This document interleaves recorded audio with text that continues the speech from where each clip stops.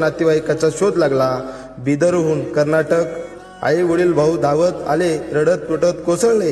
DNA match झाला, ओळख पटली आणि मग पुन्हा आम्हाला माती उघडावी लागली। रात्रीच्या अंधारात त्या भयानक वासात 4-5 दिवसानंतरची ती अवस्था, शरीर पूर्ण सडलेलं पण मन कठोर करून आम्ही पुन्हा तो देह बाहेर काढला। शंट फॉग मारला, काळजीपूर्वक उचललं आणि शेवटी त्याचा आपल्या माणसांच्या हवाली केलं।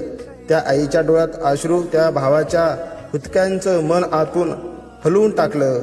हीच आमची सेवा आहे। जिथं लोक जायला घाबरतात तिथे आम्ही उभे असतो, जिथं वास, भीती आणि मृत्यू असतो तिथं आम्ही माणुसकी जीवन ठेवतो। ही सेवा कठोर आहे पण खरी आहे, कारण शेवटी प्रत्येकालाच या मार्गानं यावं लागतं।